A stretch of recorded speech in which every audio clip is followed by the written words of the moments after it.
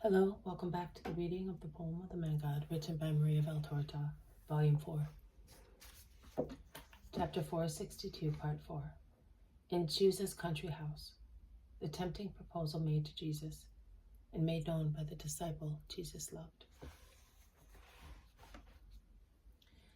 One of the elders, a very old man, talks in a low voice to a priest and a scribe, both older than he is. They come forward and impose silence. The old scribe, who has called near him also Eleazar, and the two scribes named John, begins to speak. Lord, why will you not put on the crown of Israel? Because it is not mine. I am not the son of a Hebrew prince. Lord, perhaps you do not know. One day I was summoned with these two because 3 wise men had come asking, where was he who was born King of the Jews? See, born king. We, the chief priests and scribes of the people, were summoned by Herod the Great to give the reply. And Hillel the just was with us. Our answer was, at Bethlehem in Judah. We are told that you were born there, and great signs occurred at your birth. Among your disciples are some witnesses of them. Can you deny that you were worshipped as king by the 3 wise men? I do not deny it. Can you deny that miracles precede you, accompany you, and follow you as a sign from heaven? I do not deny it. Can you deny that you are the promised Messiah? I do not deny it. Well then, in the name of the living God, why do you want to deceive the hopes of the people?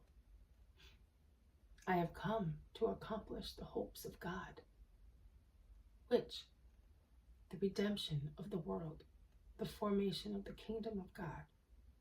My kingdom is not of this world. Lay aside your wealth and your weapons. Open your eyes and spirits to read the scriptures and prophets, and to receive my truth, and you will have the kingdom of God within you. No, the scriptures mention a king liberator from satanic slavery, from sin, from error, from the flesh, from gentilism, from idolatry. Oh, what did Satan do to you, O Hebrews, wise people, to make you fall into error concerning the prophetic truths? What is he doing to you, O Hebrews, my brothers, to make you so blind? What is he doing to you, my disciples, that you as well no longer understand? The greatest misfortune of a people and of a believer is to fall into false interpretation of signs. And such misfortune is taking place now. Personal interests, prejudice, craziness, false love of the fatherland. Everything helps to create the abyss of error, in which a people will perish failing to recognize its king. You are failing to recognize yourself. You are failing to recognize yourselves and me. I am not a human king, and you, 3/4 of you who are gathered here, want to harm me, not to help me. And you are aware of that. You are acting out of hatred, not out of love. But I forgive you. I say to honest-hearted people, come to your senses. Do not be the unconscious servants of evil. Let me go. There is nothing further to be said. They all become silent, greatly surprised. Eleazar says, I'm not hostile to you. I thought I was doing the right thing, and I'm not the only one. Some good friends think as I do. I know, but tell me, and be sincere. What does Gamaliel say? The rabbi? He says, yes, he says, the Most High will give the sign if he is his Christ. He is right. And what does Joseph the elder say? That you are the Son of God, and will reign as God. Joseph is a just man. And Lazarus of Bethany. He suffers. He does not say much, but he says, that you will reign only when our spirits receive you. Lazarus is wise. When your spirits receive me. For the time being, you, as well as those whom I considered to be well-disposed spirits, are not accepting the king and the kingdom, and that is what grieves me. In brief, are you going to refuse? Shout many. You have said it. You have made us compromise ourselves. You are harming us. You, shout others, Herodians, scribes, Pharisees, Sadducees, priests. Jesus leaves the table and goes towards the group, darting glances at them. What flashing eyes! They unintentionally become silent and press against the wall. Jesus goes really face to face with them, and in a low voice, but with incisiveness cutting like a slash, he says, "It is written, a curse on him who strikes down his neighbor in secret and accepts a bribe to take an innocent life. I say to you, I forgive you, but your sin is known to the Son of Man. If I did not forgive you, many people in Israel were incinerated by Jehovah for much less. But he is so terrible in saying so that no one dare move." And Jesus moves aside the double heavy curtain and goes out into the hall without anyone daring to make a gesture. Only when the curtain stops waving, that is, after a few minutes, they rouse. "We must reach him. We must hold him," say the most outraged ones. "We must get him to forgive us," say with a sigh the better ones, that is, Manaen, Timaeus, some proselytes, the man from Basra, in brief, the honest-hearted ones. They rush out of the room. They look for him. They ask the servants, "The master, where is he?" The master? No one has seen him, not even those who were at the 2 doors in the hall. He is nowhere. With torches and lamps, they search for him in the shadows of the garden, in the room where he had rested. He is not there. Neither can they find the mantle he had left on the bed, excuse me, or the bag which had been left in the hall. "He has escaped from us.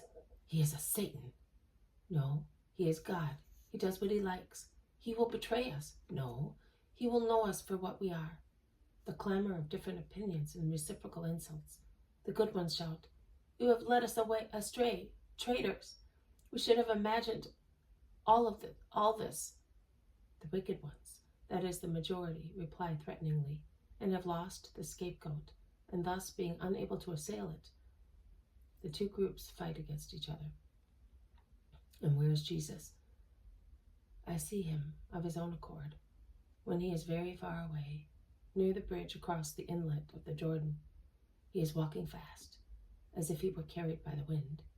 His hair is waving around his pale face, and his mantle is flapping like a sail as he walks with vigorous strides. Then, when he is sure that he is at a good distance, he plunges into the bog grass near the shore and takes the eastern bank, and as soon as he finds the first rocks of the high cliff, he begins to climb up, heedless of the danger in climbing the cliffy coast in faint light. He climbs up as far as a rock jutting out over the lake and watched over by an age-old oak tree. He sits down there. He rests an elbow on one of his knees and his chin in the palm of his hand, and staring with his eyes at the darkening vast expanse, just visible mainly because of his white garments and the pallor of his face. He keeps still. But someone has followed him. John. John is half naked. That is, he is wearing the short tunic of fishermen. His hair is stiff and smooth, as is typical of people who have been in water. He is panting and nevertheless wan.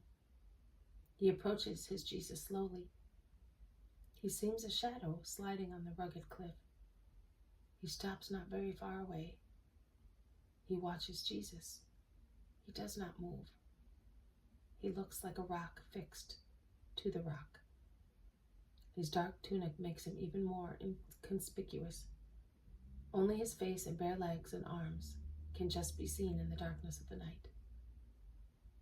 But when he hears, rather than sees Jesus weep, he can resist no longer, and he approaches him and then calls him, "Master!" Jesus hears the whisper and looks up. He gathers his clothes, ready to flee. But John shouts, "What have they done to you, Master, that you no longer recognize John?" And Jesus recognizes his beloved. He stretches out his arms, and John throws himself into them, and they both weep over two different sorrows, and the one only love.